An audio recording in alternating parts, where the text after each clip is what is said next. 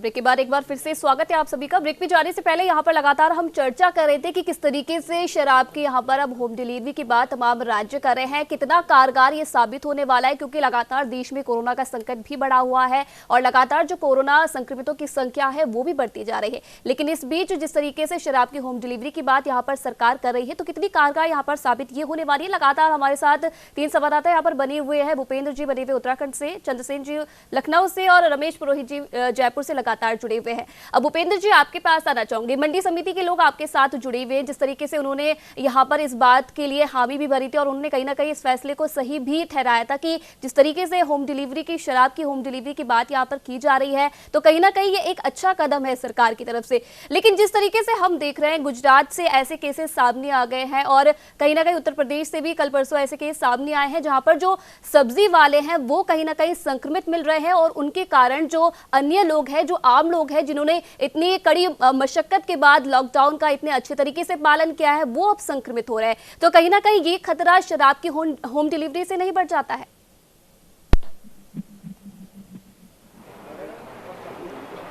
जी बिल्कुल सही कहा आपने। देखिए आयुषी की जो है संक्रमण इस समय किसी भी चीज़ से, किसी भी वस्तु पे, किसी भी स्थान पे कभी भी बहुत ही आसानी से हम सब इसकी चपेट में आ सकते हैं। तो सबसे बेसिक चीज़ यही है कि हमें पहले तो अपने आप को सोशल डिस्टेंसिंग के अलावा इन सब तमाम चीज़ों का ध्यान रखना है कि अब आप देखिए कई जगहों पे जैसे सेंट्रल गवर्नमेंट की ने भी एडवाइजरी जारी करी है और जो आरोग्य सेतु ऐप है उसमें भी नीचे लिख करके तमाम जो है चीज़ें आ रही है कि अगर आप सब्जी ला रहे हैं तो सब्जी को पहले जो है आप गर्म पानी से उसको धोइए, उसके बाद उसका सेवन करिए, मतलब वो तमाम चीज़ें आ रही है। लेकिन जो शराब के मामले में ये चीज़ सामने आ रही है कि भाई अगर आप होम डिलीवरी कराते हैं, वो चाहे जोमेटो के माध्यम से हो या सरकार की कोई अपनी नोडल एजेंसी बनाता है या कोई इकाई बनाती है या कोई उसके लिए अलग से टीम की व्यवस्था की जाती है, अगर शराब के जो है होम डिलीवरी की व्यवस्था सरकार के द्वारा की जाती है तो निश्चित तौर से कहीं ना कहीं देखिए संक्रमण का खतरा तो हर जगह है। तो ऐसी स्थिति में सरकार के पास क्या प्लान है, सरकार का क्या ब्लूप्रिंट है, सरकार के पास क्या रणनीति है, इसको लेकर के भी सरकार और तमाम प्रशासनिक अधिकारी भी उहापोह की स्थिति में है कि अगर हम इसको लागू करते हैं तो कहीं ऐसा ना हो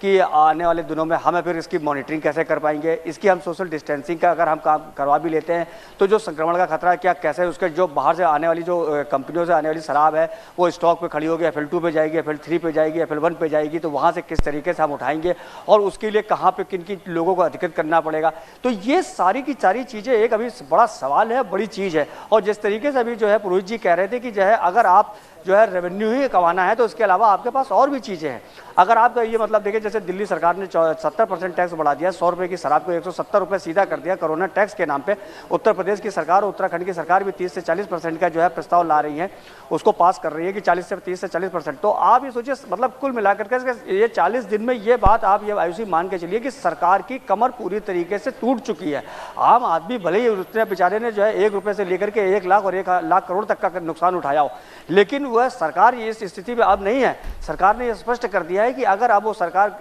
ये विकल्प पे नहीं जाती है या शराब नहीं बेचती है, चाहे वो होम डिलीवरी के माध्यम से हो या दुकानें खोलने के माध्यम से, भले सोशल डिस्टेंसिंग की धज्जियां उड़ जाए, भले ही लोगों में संक्रमण का खतरा पैदा हो जाए, भले ही लोग जो है हमारे उपेक्षा का शिकार हमें करना पड़े, चाहे हमें तमाम मीडिया की आलोचना झेलनी पड़े, लेकिन हमें मतलब आज की डेट में मोटा मोटा राजस्व चाहिए ही चाहिए। अगर हम राजस्व नहीं इकट्ठा कर पाते हैं तो हमें आने वाले दिनों में नुकसान होगा और सरकारें कैसे चलेगी, इस पर सरकार का ज्यादा फोकस है। पुरोहित जी का बिल्कुल सही कहना था कि जिस तरीके से कि क्या प्लानिंग है, क्या स्ट्रेटजी है, क्या रणनीति है, अभी किसी के पास कोई स्पष्ट नहीं है। और अगर आपको शराब की ही डिलीवरी करवानी है तो शराब इससे बेहतर विकल्प भी अभी जो है, अभी मेरी कई लोगों से इस संदर्भ में हमने जो चर्चा भी करी थी, उनका यह कहना भी था कि अगर सरकार वाकई में रेवेन्यू भी कमाना चाहती है और अपने सोशल डिस्टेंसिंग के मानक को भी पूरा करना चाहती है तो इसका एक अच्छा विकल्प भी हो सकता है कि जो सरकारों के पास या जिलों के पास या शहरों के पास जो एक अपना खुला पंडाल है, खुला स्थान है, खुला मैदान है, वहां पर भी वो जो है वो 3-4 एक मेला की छोटे छोटे 5-6 ट्रकों के माध्यम से वहां पे ले जाए और वहां पे ले जा करके उनको वहां पे शराब को बिक्री करवाए। एक ये विकल्प जैसे लोगों ने सरकार के सामने पेश किया, प्रशासन के सामने पेश किया है कि लोग जाए। और देखिए इसको लेकर के जिस तरीके से चंद्रसेन वर्मा कह रहे थे कि एक सामाजिक बुराई है, सामाजिक कुरीति है, लेकिन सरकार का जो है सरकार हर उस पर जो है ये लिखती है और कई फिल्मों में भी हमने देखा है और आम जनजीवन में भी हमने सुना है कि शराब का सेवन जो है कहीं ना कहीं स्वास्थ्य के लिए हानिकारक है, परिवार के लिए हानिकारक है, आपके भविष्य के लिए हानिकारक है, लेकिन उसके बावजूद सरकार जो है उसको लगातार उसकी बिक्री करवा रही है, लगातार इसकी जो है इसके माध्यम से रेवेन्यू जनरेट कर रही है। तो ये ऐसी हम यहाँ पे एकदम इसमें कोई दो राय नहीं है कि सरकार को केवल अपने राजस्व से मतलब है, चाहे वो उद्योगपति के माध्यम से मिले, चाहे वो गरीबों से जो ट्रेनों से जो लाए गए अन्य राज्यों से दूसरे अपने अपने राज्यों में जो सरकार मजदूर कामगार भेजे जा रहे हैं उनसे किराया वसूल करके ले, और चाहे वो शराब जो है बिक्री के माध्यम से। तो कुल मिला के हम कह सकते हैं कि सरकार केवल एक मोटा राजस्व वसूलना चाहती है। वो कड़े हालातों में, इस संकट की घड़ी में भी वो सरकार जो है इससे कोई संकोच नहीं कर रही है। और अगर स्वास्थ्य, अब इसके देखिए इधर भी बात करी जाए कि अगर सरकार ने राजस्व एकत्र कर लिया लेकिन स्वास्थ्य की सेवाओं पे कोई चर्चा नहीं कर रहा कि हमारे पास जितने जो है आइसोलेशन वार्ड होने चाहिए थे, हमारे पास जितने वेंटिलेटर होने चाहिए थे, हमारे पास जितनी चेकिंग की पीपीपी किट होनी चाहिए थी, गुणवत्ता वाली होनी चाहिए थी, वो क्या पहुंच रही है? इस पर भी तो चर्चा होनी चाहिए। सरकार को अगर ये राजस्व अगर ले रही है, सोशल डिस्टेंसिंग की धज्जियां उड़ा रही है, संख्या आप देखिए अभी तक का 1000 संख्या प्रतिदिन बढ़ रही थी, लेकिन अभी आपने जैसे देखा कि जिस दिन लॉकडाउन 3rd का पार्ट शुरू हुआ है उसी दिन से जो है वो संख्या में करीब जो है 500 से 600 का इजाफा हो गया है। तो मरने वालों की जो है दर की में भी आंकड़ा भी थोड़ा तेजी से बढ़ा है। तो ऐसी स्थिति में हम ये कह सकते हैं कि सरकारों को आम आदमी की जिंदगी से कोई मतलब नहीं है, उसे केवल और केवल अपने राजस्व से मतलब है। सोशल डिस्टेंसिंग अगर धज्जियां उड़ती है तो अभी और भी लोगों से जैसे हमारी बात हुई और लगातार हम दिखाते जा रहे हैं कि लोगों का कहना है कि सरकार ने ये अपनी तरफ से मंशा स्पष्ट कर दी कि आप जो है अपना घर में रहिए, सोशल डिस्टेंसिंग का पालन करिए, जरूरत हो तभी आप घरों से निकलिए। हमने आपको जानकारी दे दी, हमने अपनी ड्यूटी पूरी कर ली है। बाकी बचने का काम आम आदमी का है, जनता का है, उद्योगपति का है, शहरों का है। वो अपने हिसाब से देखिए। हमारे पास अभी कोई व्यवस्था नहीं है। सरकार इस पर कोई चर्चा नहीं कर रही है कि हमारे पास स्वास्थ्य को लेकर के हम कितनी मजबूती से खड़े हैं। तो लोग खुद अवेयर रहें, लोग खुद जागरूक रहें, लोग खुद इसका अनुपालन करें। हमें सरकार का कहना है कि हमने 40 दिन तक लोगों को बता दिया, हमने जागरूक कर दिया, हमने आपको आरोग्य ऐप दे दिया, आपने आपको तमाम चीज़ों से अवगत करा दिया है। तो बाकी चीज़ें अब आपके हाथ में हैं। तो आप अपने आप में अलर्ट रहिए, आप अपने आप में जागरूक रहिए और आप अपने आप में बचाव की स्थिति में रहिए। सरकार के पास इसका कोई प्लान नहीं है। और होम डिलीवरी के माध्यम से अगर शराब को लोगों तक शराब पहुंचती है तो आप सोचिए कहीं ना कहीं पारिवारिक हिंसा को बढ़ाती होगी। अभी जैसे नेता प्रतिपक्ष इंदिरा हृदयेश का साहब कह रहा था कि उत्तराखंड में जो है एक रेवेन्यू का सबसे बड़ा सेक्टर जो है शराब है। तो शराब को अगर रेवेन्यू का सेक्टर मान के सरकार काम करती है और इसको प्लान पे लाती है तो पारिवारिक हिंसा भी तो है। यहाँ देखिए कि कितनी तेजी से घरेलू हिंसा के मामले आगे बढ़ेंगे और बच्चों पे उसका कितना दुष्प्रभाव पड़ेगा। और जो तमाम सेलिब्रिटी हैं या फिल्म सितारे हैं उन्होंने भी जो अपनी आपत्तियां, जो सोशल डिस्टेंसिंग की जो धज्जियां उड़ी हैं लॉकडाउन 3 में, जो शराब की दुकानों के बाहर भीड़ को देखने के बाद, उस पर भी उनका भी बड़ा जो है अच्छे जो है उन्होंने सटार करे हैं, बहुत अच्छे व्यंग्य करे कि भाई अगर ऐसे ही करना था तो हम सेलिब्रिटी हैं, हम लोगों को भी बाहर भेजिए, हमें भी काम पे जाने दीजिए, हमें भी तमाम चीज़ों में छूट दीजिए। आप क्यों नहीं जो है, अगर आप का केवल राजस्व कमाना है तो सरकार और किसी भी चीज को भी फोकस करे। और कहीं ना कहीं ये जिम्मेदारी राज्य सरकारों को भी बनती है, क्योंकि जिस तरीके से केंद्र सरकार ने तो यहाँ पर तमाम चीजों के लिए इजाजत दे दी है, लेकिन कहीं ना कहीं जो राज्य सरकारों की जिम्मेदारी है कि वो अपने राज्य के लिए प्राथमिकता दे। लेकिन भूपेंद्र जी, एक सवाल यहाँ पर ये भी है, क्योंकि जिस तरीके से मैंने अभी भी देखा है कि जो हरियाणा के गृह मंत्री अनिल विज, उन्होंने एक बड़ा फैसला यहाँ पर लिया है कि जो क्योंकि कोरोना के संकट में जो प्रवासी मजदूर है उनका भी लगातार आना जाना जारी है, लेकिन इसी बीच उनका कहना है कि उनके राज्य की प्राथमिकता उनके लिए पहले है। अगर जो प्रवासी मजदूर या फिर प्रवासी लोग बाहर से आते हैं वो उन्हें अपने राज्य में नहीं घुसने देंगे जब तक कोरोना की रिपोर्ट उनकी नेगेटिव नहीं आती। तो कहीं ना कहीं एक प्राथमिकता उन्होंने अपने राज्य के लिए दिखाई है। आपको नहीं लगता है कि जो दूसरे राज्य है उन्हें इन सब चीजों से परे ऐसी प्राथमिकता दिखानी चाहिए अपने राज्यों के लिए?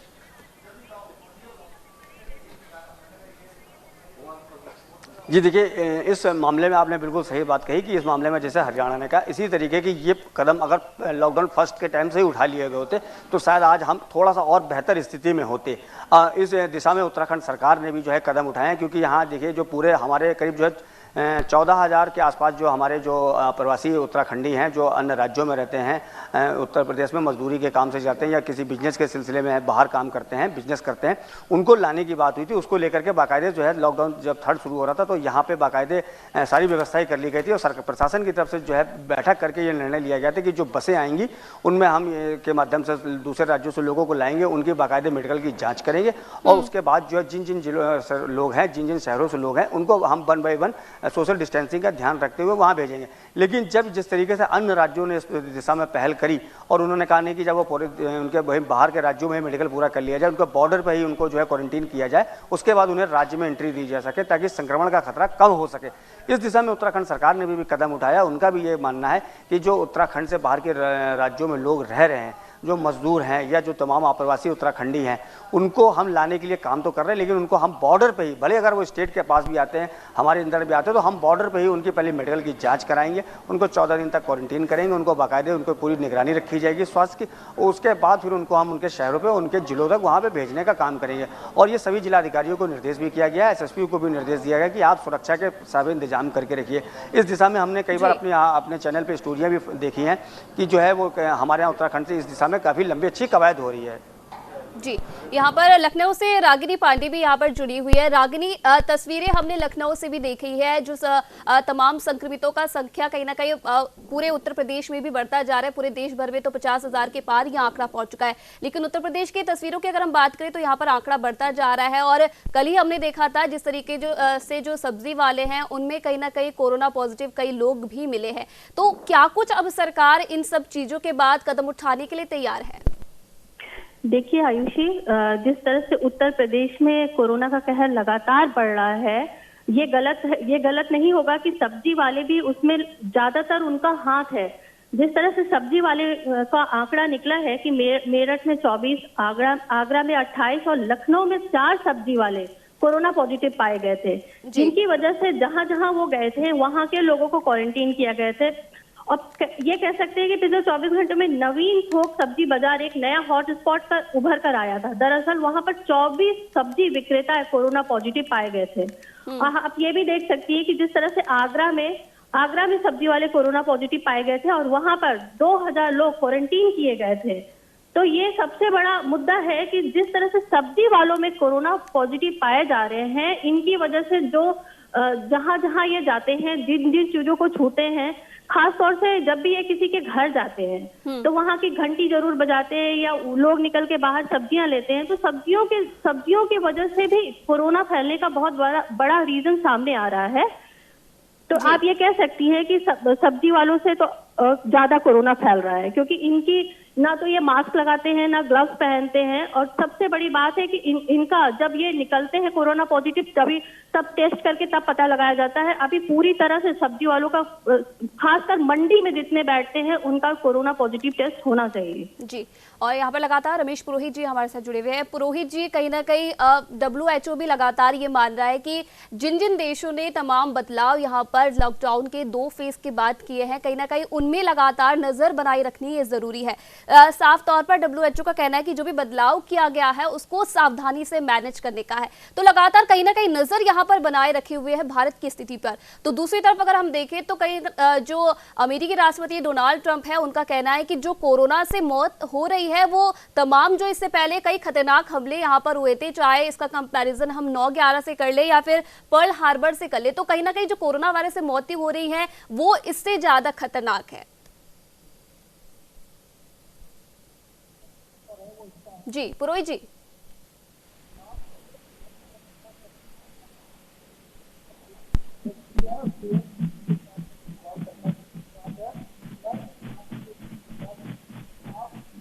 तो पुरोहित जी की यहाँ पर लगता है आवाज ढंग से नहीं आ पा रही है, वापस से उनसे संपर्क करने की कोशिश करेंगे। भूपेंद्र जी, आपके पास आना चाहूंगी। जिस तरीके से हम पहले भी इस बारे में बातचीत कर रहे थे, क्योंकि जब हम देखते हैं इस बार लॉकडाउन का 3.0 का ये फेज स्टार्ट किया गया है और तमाम उल्लंघन यहाँ पर नियमों की जा रही है, लेकिन तमाम चीजें हम देखते हैं कि जब सिचुएशंस यहाँ पर हो जाती है, नियमों का उल्लंघन किया जाता है, उसके बाद सरकार का दूसरा प्लान स्टार्ट होता है। शराब की बिक्री की अगर मैं बात करूं तो कहीं ना कहीं जो लॉकडाउन था उसके बाद रियायत यहाँ पर दी गई थी 4 तारीख से, उसमें से शराब की दुकान भी शामिल थी। और उसके बाद जो भीड़ यहाँ पर देखी गई, उत्तराखंड से भी तमाम तस्वीरें हमने देखी, लोग धूप में बारिश में लोग खड़े हैं शराब लेने के लिए और उल्लंघन यहाँ पर किया जा रहा है। तो सबसे बड़ी बात है कि सरकार पहले से ही यहाँ पर कुछ नियम या फिर कुछ बदलाव जो भी या फिर सावधानी क्यों नहीं बरत पा रही है, एक प्लान यहाँ पर इन सब चीजों के लिए क्यों नहीं बनाया जा रहा है कि अगर आगे जाके सिचुएशन बिगड़ती है तो सरकार को ये सब चीजें पर ध्यान देना चाहिए।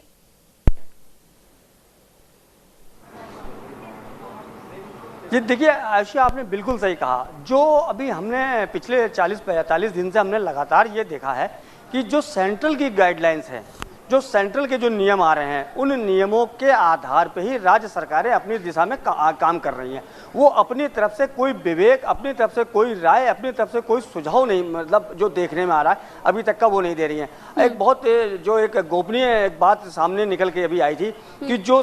मंत्रालय की तरफ से, गृह मंत्रालय की तरफ से जो आदेश यहाँ पे राज्यों को भेजा जा रहा है, वो राज्य सरकार अपने जिला प्रशासन को आदेश भेज रहा है और वो जिलाधिकारी या सीडीओ या उसके निचले के जो अधिकारी हैं, बड़े अधिकारी हैं जिन पे जिलों की व्यवस्था है, जिम्मेदारी है, उन्होंने 5-5, 6-6 लड़कों की एक टीम बना रखी है, मेडिकल की, इंजीनियरिंग की, जो कोर्स कर रहे हैं वो लड़के उन गाइडलाइनों को पढ़ रहे हैं और उनको पढ़ने के बाद उनको समझ, उसके बाद जो उनको सार समझ में आ रहा है वो उन अधिकारियों को समझा रहे हैं कि साहब इस गाइडलाइन का मतलब, गृह मंत्रालय की ये इस आदेश का इस लाइन का मतलब ये है। और वो क्योंकि देखिए ये बात भी ठीक है कि चाहे वो डीएम हो, चाहे सीडीओ हो, चाहे एसएसपी हो, उन पे उसके अलावा भी इतना समय नहीं है कि वो गृह मंत्रालय की एक जो गाइडलाइन पे रोज आ रही है, हर घंटे आ रही है या हर सुबह शाम बदल रही है 24 घंटे में, उनको वो बहुत विस्तार से पढ़े और उसको विस्तार से पढ़ने के बाद उसको समझे और उसको तुरंत का तुरंत जो है अपने अधिकारियों, अपने नीचे मातहतों से उस पर इम्प्लीमेंट करवाएं। तो ऐसी स्थिति में उन्होंने मेडिकल के हों या इंजीनियरिंग के हों या जो मेधावी छात्र हैं उनको उन्होंने हायर कर रखा है एक ऑफ द रिकॉर्ड कि भाई आप ये इसको पढ़िए, पढ़ने के बाद बताइए। तो ऐसी स्थिति में जो हमें समझ में आया है, जो हमें लोगों को हमने देखा है, वो कि सरकारें इस दिशा में सिर्फ उतने ही समझ रही हैं, उतने ही जान रही हैं, उतने ही देख काम कर पा रही हैं जितना उनको जो है गृह मंत्रालय की गाइडलाइन बताई दी जा रही है। अपनी तरफ से वो कोई खतरा नहीं उठाना चाहती है, क्योंकि लगातार अधिकारियों से जो बात है उनका ये कहना है कि हमको सीधे सीधे जो है हमारी मॉनिटरिंग गृह मंत्रालय कर रहा है। तो अधिकारी कोई खतरा लेने के मूड में नहीं है, अपनी तरफ से कोई सुझाव देने के मूड में नहीं है, अपनी तरफ से किसी प्रकार का वो नहीं है। तो एक बार फिर हमारे साथ मंडी अध्यक्ष जो है मनोज साजी है, उनसे भी सीधे जानते हैं। मनोज जी, आप ये बताइए कि जो है आपने देखा होगा एक सेंट्रल गवर्नमेंट से एक गाइडलाइन चल जाती है, उसी पे जो है लेकर के जो है वो चाहे डीएम हो चाहे एसएसपी हो उसी दिशा में काम करने लगते हैं। अपनी तरफ से भी तो उनको विवेक लगाना चाहिए कि क्योंकि हर राज्य की भौगोलिक परिस्थिति अलग है, हर राज्य का वातावरण अलग है, हर राज्य की जो है बोली भाषा अलग है। ऐसी स्थिति में आपको नहीं लगता है कि वहाँ की जो है टोपोग्राफी को देख करके, वहाँ की लैंग्वेज को देख के, लोकल कल्चर को देखने के बाद उस पर डिसीजन होना चाहिए? देखिए, जहाँ तक उत्तराखंड का सवाल है तो हमारे यहाँ भारत सरकार ने जो भी गाइडलाइंस जारी की होंगी उत्तराखंड सरकार पूर्ण रूप से उसको लागू करा रहा है। लेकिन मुझे खुशी है कि उत्तराखंड में मैं कह सकता हूँ कि हमारे इस कुमाऊं क्षेत्र में जहाँ विषम परिस्थितियाँ हैं और आरएफसी के द्वारा, खाद्य विभाग के द्वारा जो फ्री का राशन केंद्र सरकार का था, हमारे राज्य सरकारों का द्वारा है, पूरे क्षेत्र में मुझे खुशी है कि पहली बार कुमाऊँ के इंटीरियर में सभी गाँव में सभी कार्ड धारकों को फ्री का राशन मिल चुका है। जून तक का राशन मिल चुका है। हमारे द्वारा सब्जी और खाद्यान्न की पूरे कुमाऊं में सप्लाई जारी है। जितने श्रमिक कार्ड हैं उनके खाते में 2-2 हज़ार रुपये डाले जा रहे हैं। हमारे किसान विकास निधि के जो पैसे हैं वो हमको मिल चुके हैं। जो अभी ओलावृष्टि हुई थी मार्च के महीने में, उसका 2-2 हज़ार रुपये और 6800 रुपये हेक्टेयर के हिसाब से माननीय मुख्यमंत्री जी ने पैसा दे दिया है। तो भारत सरकार की जो गाइडलाइंस हैं और जो बाहर से हमारे बच्चे फंसे हैं उनको लाने के लिए, ले जाने के लिए पास हमारे बन रहे हैं, तो मैं कहता हूँ जो भारत सरकार की गाइडलाइंस हैं उनको उत्तराखंड सरकार पूर्ण रूप से लागू करा रही है और उत्तराखंड सरकार तत्पर है, हमारा प्रशासन तत्पर है। हम सब लोग मिलकर काम कर रहे हैं। इस कोरोना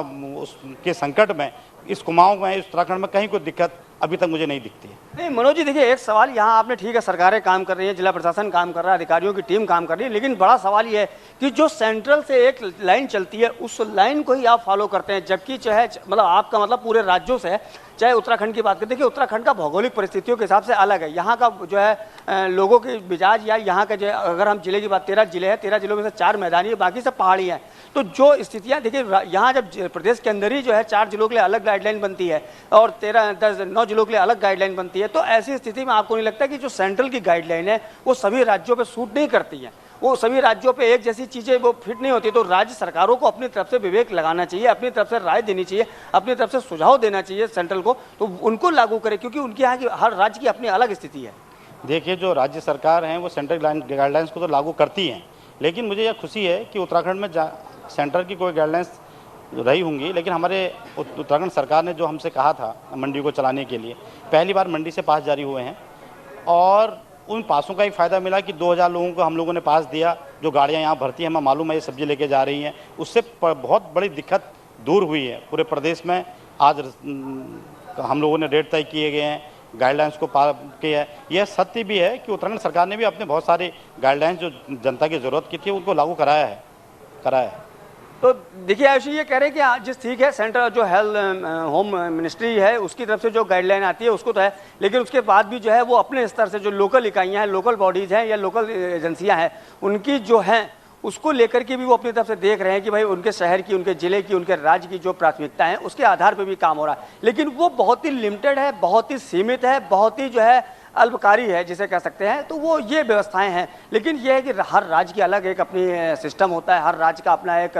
वातावरण है, हर राज्य का अपना एक कल्चर है, हर राज्य की अपनी समस्याएं हैं, हर राज्य का अपना एक अलग व्यवस्था है। तो उसको ध्यान में रख के जो है, तो ऐसी स्थिति में हमें लगता है कि जो है प्रदेश सरकारों को, अधिकारियों को भी ये सुझाव अपने उच्च अधिकारियों को देना चाहिए और भेजने चाहिए कि हमारे राज्य की थोड़ी सी स्थिति अलग है, तो लिहाजा इसको ध्यान में रख करके अगर ये नॉर्म्स बनाए जाते हैं या हमारे लिए गाइडलाइन दी जाती है तो या हमें उसमें छूट दी जाती है तो वो किया जाए। जी आयुषी। जी पुरोहित जी यहाँ पर हमारे साथ एक बार फिर से जुड़ चुके हैं लाइव सीधे जयपुर से। पुरोहित जी, अगर मैं बात करूं WHO की, तो लगातार WHO कहीं ना कहीं भारत की स्थिति पर नजर बनाए रखे हुए, जिस तरीके से भारत ने कहीं ना कहीं शुरुआती दौर में काफी अच्छे से मैनेज किया था कोरोना को, तो WHO ने भी इसकी तारीफ कहीं ना कहीं की थी। लेकिन जिस तरीके से बदलाव यहाँ पर लगातार भारत सरकार की तरफ से किए जा रहे हैं, चाहे लॉकडाउन में रियायतें देने की मैं बात करूं, चाहे लॉकडाउन खोलने की यहाँ पर मैं बात करूं, तो कहीं ना कहीं WHO लगातार यहाँ पर नजर बनाए रखे। लेकिन इसी बीच WHO का ये भी कहना है कि जो भी बदलाव यहाँ पर तमाम देश कर रहे हैं उन पर सावधानी से नजरें बनाए रखना यहाँ पर जरूरी है, क्योंकि अगर आपने इस पर सावधानी नहीं बरती, नजरें नहीं रखी इस पर, तो जो ये स्थिति है कहीं ना कहीं ये और भी खतरनाक हो सकती है। जी आयुष, इसी बात को आगे बढ़ाते हुए WHO ने सबसे पहले जब कहा था तो यह भारत जो है उसका केंद्र बिंदु यही रहा कि यहाँ 135 करोड़ की आबादी है, सघन घनत्व है और कई इलाके ऐसे हैं जहां पर की आबादी का जो घनत्व है वह हद से ज़्यादा है। लिहाजा WHO ने जब पहले लॉकडाउन की जो स्थिति थी तब यह जो है पूरा उसने कहा था कि भारत जो है कोरोना वायरस को कंट्रोल करने में अन्य देशों से काफ़ी बेहतर स्थिति में है और वो उसने करके भी दिखाया और मॉडल जो यहाँ अपनाया गया था उसको दुनिया भर के देशों को अपनाने की भी सलाह दी थी। लेकिन लॉकडाउन 2 के बाद में जब लॉकडाउन 3 की जो स्थिति है और इसमें जो स्प्रेड हुआ है संक्रमण का, तो वह चिंता का तो कारण ही है। WHO ने खुद ने ये कहा है कि अब यहाँ पर, और वैसे भी पहले से ही वह आशंका जताता आ रहा था कि मई के बाद में या मई के फर्स्ट वीक से लेकर के जो है स्थितियाँ थोड़ी बदल भी सकती है और ये बदलती हुई दिखाई भी दे रही है। तो जो है चेतावनी कह लो, संकेत कह लो, वह पहले से ही जो है आपके सामने थे। हाँ, सरकारों की तरफ से थोड़ी सी इसमें जो ढील की बात कह रहा हूँ वह यह है कि लॉकडाउन 3 के बाद में जो परिस्थितियां यहाँ जो व्यवस्थाएं जो अपनाई जा रही हैं वह कहीं न कहीं जो ठीक नहीं लगती। इसी का ही परिणाम है कि पिछले एक हफ्ते भर में जो है भारत की जो स्थिति की अगर बात करता हूँ तो 50,000 प्लस होना यह निश्चित रूप से एक चिंता का तो कारण ही है। राजस्थान के संदर्भ में भी देखें तो जयपुर और जोधपुर 2 ऐसे हॉट स्पॉट है जहां दिनों दिन जो है संक्रमण की संख्या जो है लगातार बढ़ती जा रही है। तीसरा एक कि जब हम स्वास्थ्य सेवाओं की बात करते हैं तो अभी हमारे जो साथी ने बताया कि स्वास्थ्य सेवाओं के ऊपर जो है उतना ध्यान नहीं दिया गया जितना कि वो revenue, how to collect revenue, उसके ऊपर जो फोकस जो अभी जो चल रहा है, बेहतर यही है कि आप स्वास्थ्य सेवाओं को उस लेवल तक, ग्राउंड लेवल तक कैसे पहुंचाएं। क्यों कि भौगोलिक विभिन्नता के कारण से कुछ शहरी इलाके जो कंजेस्टेड है वो, लेकिन ऐसे भी इलाके हैं जो गांव ढाणियों में बहुत दूर दूर तक है, स्प्रेड में रहते हैं वो लोग, और उनमें भी ऐसा नहीं है कि कोई संक्रमित व्यक्ति नहीं होगा। उसकी जांच कौन करेगा, कैसे करेगा। और अब जो गर्मी का जो अभी जो गर्मी की जो सीजन चल रही है और उसमें भी जो तापमान लगातार बढ़ता जा रहा है वह भी एक चिंता का कारण उन क्षेत्रों के लिए ज्यादा है जहां पर लोगों के पास में स्वास्थ्य सेवाएं और सुविधाएं उपलब्ध नहीं है। आप एक बार टेस्ट कर लेते हो, नेगेटिव आता है, लेकिन यह जरूरी नहीं है कि वही व्यक्ति कुछ समय बाद में पॉजिटिव के रूप में आ रहा है, या जो पॉजिटिव है अब भी तो नेगेटिव हो गया, लेकिन उसका जब आप एक बार फिर अगर जो जांच करते हो तो वह जो पॉजिटिव में आ जाता है। तो यह जो कोरोना वायरस का जो बदलता रूप है यह भी सरकारों के जो बस के पुरोहित जी यहाँ पर हमारे साथ रागनी भी लगातार बनी हुई है। रागनी, अगर मैं बात करूं, कहीं ना कहीं जो विदेशों में हमने इसका कोरोना वायरस का संकट किस तरीके से कहर बरपाया है तमाम देखा है, और लगातार वहां के लोग भी ये मान चुके हैं कि हाँ, जो दूसरी चीजें, एक एग्जाम्पल यहाँ पर मैं दे दूं, राष्ट्रपति, जो अमेरिकी राष्ट्रपति डोनाल्ड ट्रंप है, उन्होंने भी कहीं ना कहीं माना है कि जो कोरोना का संकट है और जो इससे मौतें हो रही है, कहीं ना कहीं जो दुनिया में इतने बड़े बड़े हमले हुए, चाहे हम उनमें 9/11 की बात कर ले या फिर जो पर्ल हार्बर का यहाँ पर हमला हुआ था उसमें जो मौतें हुई थी, उससे कई ज्यादा खतरनाक कोरोना वायरस है। तो भारत में आखिरकार जो लोग हैं उन्हें आखिरकार क्यों समझ में नहीं आ रहा है, और कहीं ना कहीं जो सरकार है वो भी यहाँ पर लगातार लापरवाही यहाँ पर बरत रही है, क्योंकि जिस तरीके से यहाँ पर हमारे पास तमाम चीजों की यहाँ पर कमी है, चाहे स्वास्थ्य सेवाओं की अगर मैं बात करूं, और रोजमर्रा का सामान यहाँ पर लोगों को नहीं मिल रहा है, लेकिन शराब की दुकानें यहाँ पर लोगों के लिए खोली जा रही हैं। अगर उन्हें उस चीज में उपलब्ध नहीं हो रही है तो अब उन्हें होम डिलीवरी की जा रही है। आप ये कह सकती हैं आयुषी कि जो इंडिया के लोग हैं वो कोरोना को बिल्कुल भी सीरियसली नहीं ले रहे हैं। उनको अभी ये समझ में नहीं आ रहा है कि ये कितना खतरनाक वायरस है, जबकि अगर आप आंकड़ा देखें तो 11 दिन में 2 गुने होकर 50,000 के पार पहुंचा है इंडिया में कोरोना वायरस। ठीक है, और मरने वालों की संख्या भी ज्यादा हुई है, लेकिन फिर भी लोग घरों से निकलते हैं। जिस तरह से आपने देखा होगा कि लॉकडाउन 3 के बाद शराब की दुकानें खोली गई हैं, तो आपने कहीं भी ये नहीं देखा होगा कि सोशल डिस्टेंसिंग का पालन हुआ हो, या लोग जो लोग घरों से राशन नहीं लेने निकलते थे, जिन लोगों को सरकार राशन पहुंचा रही थी, वो लोग भी लाइन में खड़े होकर शराब ले रहे हैं। तो कहीं ना कहीं सरकार भी यहाँ पर लगातार लापरवाही कर रही है, क्योंकि जिस तरीके से नियम यहाँ पर निकाले जा रहे हैं कि अगर लोग सोशल डिस्टेंसिंग का पालन नहीं करेंगे तो उन्हें ये सजा होगी, मास्क नहीं लगाएंगे, तो तमाम नियम यहाँ पर सरकार की तरफ से भी निकाले गए, लेकिन जिस तरीके से ये भीड़ यहाँ पर जमा हो रही है, ना सोशल डिस्टेंसिंग का यहाँ पर ध्यान दिया गया, ना यहाँ पर मास्क का ध्यान दिया गया, तो आखिरकार अब सरकार क्यों नहीं कार्रवाई कर रही है? किस चीज का यहाँ पर इंतजार किया जा रहा है? देखिए, सरकार अपनी तरफ से पूरी तरह से सतर्क है। सरकार ने ये कह सकते हैं कि जो हमारे कोरोना वॉरियर है लगातार ड्यूटी करते हैं, इतनी गर्मी में ड्यूटी दे रहे हैं, इतनी गर्मी में बाहर खड़े रहते हैं, इतनी गर्मी में तो हम शायद घर से बाहर भी नहीं निकलना चाहेंगे, लेकिन वो इतनी तपती गर्मी में भी खड़े होके गाड़ियों में सोशल डिस्टेंसिंग का मतलब समझाते हैं, लेकिन फिर भी लोग, जो कि अभी अलाउ किया गया है कि एक के साथ पीछे 2 बैठेंगे, पहले था कि एक आगे बैठेंगे, पीछे एक बैठेगा, लेकिन फिर भी लोग 3-3, 4-4 निकल रहे थे घर से। तो ये आप बताइए कि सरकार, हमें खुद सचेत होना पड़ेगा, हमें खुद समझना पड़ेगा कि हम इस संक्रमण को कैसे रोक सके अपने तक आने के लिए, न कि सरकार घर घर जाके लोगों को समझाएगी। सरकार तो बराबर आपको बता रही है, बराबर आपको सावधानी बरतने के लिए कह रही है, लेकिन हम जो इंडिया में लोग रहते हैं, जो कम पढ़े लिखे हैं, उनका तो समझ में आ रहा है, लेकिन जो ज्यादा पढ़े लिखे हैं वो सोशल डिस्टेंसिंग का पालन क्यों नहीं कर पा रहे हैं? जी। आपने देखा होगा कि शराब की लाइनों में नीचे तबके से लेके ऊपर तबके के लोग, सब लोग लाइनों में खड़े थे, भीड़ में खड़े थे, 2-2, 3-3 घंटे के बाद शराब लिया है उन्होंने, और पेटियों में भर के शराब की बोतलें ले गए हैं। जी। तो ये तो आप कह ही नहीं सकते ना। और जो ये शराब की दुकानें खोली गई है, आपको भी पता है कि घरेलू हिंसा इससे कितनी ज्यादा बढ़ेगी। खैर,